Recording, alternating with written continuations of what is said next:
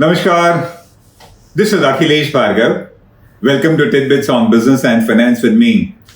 As the central agencies like the Enforcement Directorate and the ED continue to investigate the crimes of corruption and money laundering of Chanda Kochhar, the former managing director of ICICI Bank, and her husband Deepak Kochhar. Her husband Deepak Kochhar continues to remain in the ED custody while the investigations go on. He has been in the custody of ED for the past many weeks, and despite him having said to have suffered from corona, the ED court repeatedly refuses to grant him bail. All the applications put before the court so far seeking bail for Deepak Kochhar have been rejected by the court. And every time when Deepak Kochhar seeks bail, Enforcement Directorate is forced to reveal all those scammy, corrupt and dubious transactions and deals of the Kochhars by which they made gains of corruption, gains of crime, gains of bribing. The latest revelations of the ED again came in the court on account of a bail application put up by Deepak Kochhar, which was ultimately rejected by the court. The ED in its arguments before the court put forth details of the entire trail of transactions conducted between Videocon and Chanda Kochhar and Deepak Kochhar, which resulted in massive criminal illegal gains to the Kochhars. The ED tells the court that Venugopal Dhoot in his statement says that it was an application of Videocon Industries Limited, a loan application that was pending before the ICICI Bank sometime in 2009. Perhaps the application was not gaining traction or momentum, and therefore he went and met Deepak Kochhar. By then, Chanda Kochhar was the managing director of ICICI Bank, and she also headed the credit committee which would sanction these loans.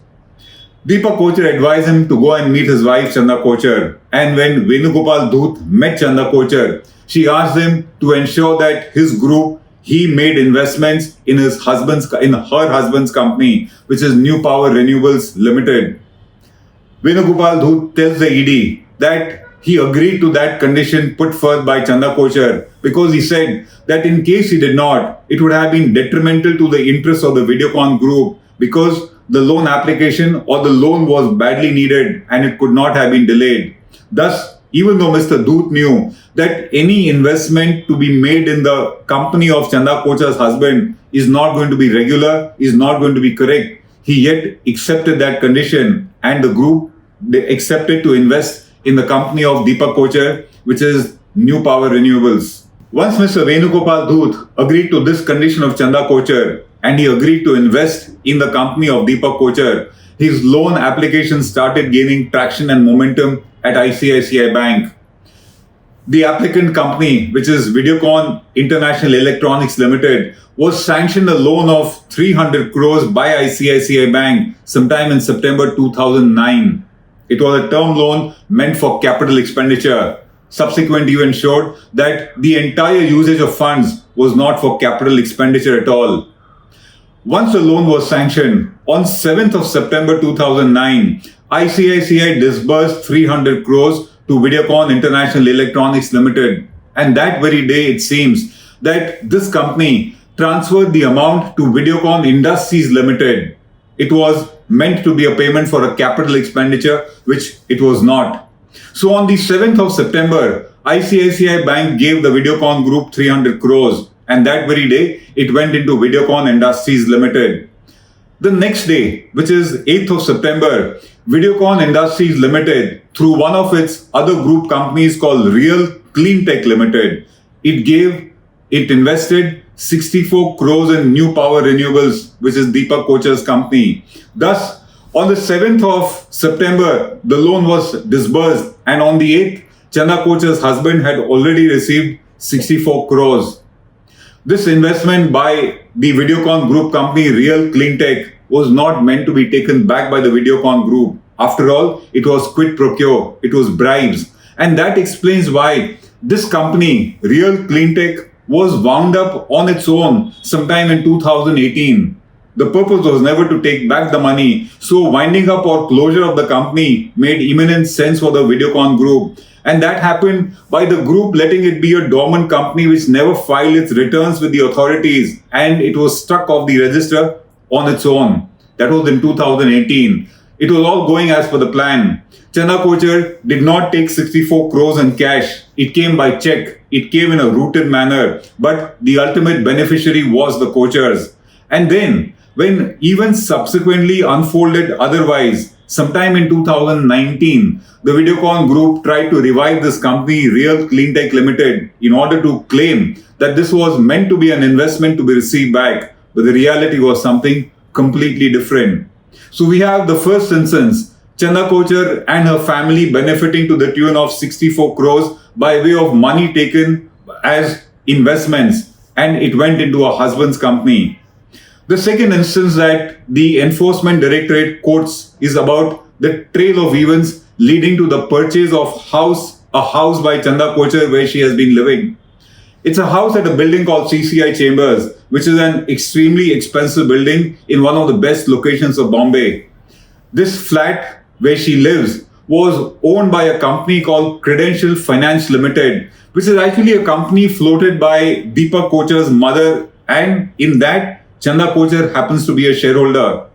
The trail of events that the ED says is that this company, Credential Finance, bought an apartment, and for taking that apartment, it took a loan of 4.7 crores from State Bank of India. The company defaulted on the repayment of the loan, and therefore State Bank of India, according to us in a very planned manner, took Credential Finance to the High Court in order to recover the loan. And in the High Court, the flat was bought by none other than Videocon Group Limited. A group company of Videocon called Quality Appliances Limited bought the flat from the High Court, and it was actually meant for the Kochhars. That's what the event showed. After Quality Appliances bought this flat in the Bombay High Court, and this was the flat where Chanda Kochhar and his family lived, Deepak Kochhar was appointed as the director of Quality Appliances Limited. The later events were that Deepak Kochhar bought this flat worth many crores for a mere 11 lakh rupees from this company where he happened to be a director, and where the money had been invested by, of course, the Videocon group. A flat worth many crores was just bought by 11 lakh rupees by Deepak Kochhar, and in this manner, yet another bribe was ostensibly officially transacted between the Videocon group and the Kochhar family. These trail of events and transactions revealed by the Enforcement Directorate in the court very clearly indicate that these were bribes that were taken in a very planned manner. The Kochhar family could perhaps have taken all these huge bribes in cash, but it chose not to. It chose to take these bribes in the form of official transactions, at least on paper, such that they are able to enjoy these ill-gotten gains and not just cash, which needs to be probably hoarded somewhere. The investment of 64 crores was on paper an official investment made by Videocon Group into the company of Deepak Kochhar. And the apartment that Deepak Kochhar bought for a mere 11 lakhs was again an official transaction. The purpose, of course, was why take bribes in cash? Why not just take them in the form of some official investment or official transaction? And this is what they attempted before the law of the land caught up with them. There's yet another such precedent, a bunch of transactions, and there also the person concerned, the delinquent party, the fraudulent party happens to be a banker, and that's Rana Kapoor. Rana Kapoor also has transacted in these kind of bribery transactions, and that too in an official manner.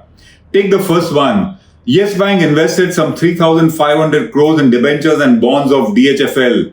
And in return for this kind of a shady investment, DHFL gave loans worth 600 odd crores to the companies owned by Rana Kapoor's daughters.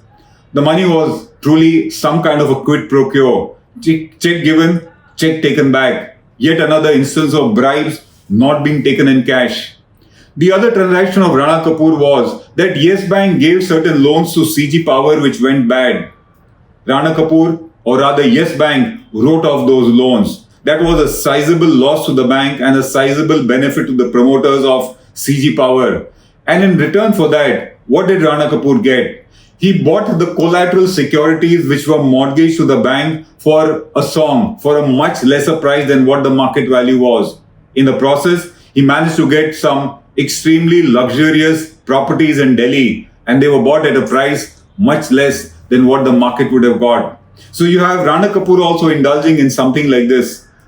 Bribes taken not in check, not in cash, but in the form of official transactions, in the form of checks, such as to ensure that they are able to enjoy their ill-gotten gains. Here is an instance of one bad or corrupt deed deserving another, and in both these cases happen to have taken place in official transactions on paper, till, as we said, the law of the land caught up with them. This is Akhilesh Bhargava signing off till we meet again. Namaskar. Now be the first to know about the latest updates on our new news app. Go on your Android or iOS, search for HW News Network. Download our app, choose the language you prefer to get updates in, and be up to date with the latest news. If you like this video, please share it, and we would love to hear your comments in the comments section down here. Also, please do like our Facebook page and follow us on Twitter to get minute-to-minute news updates. For more such shows and videos, well, subscribe to our YouTube channel.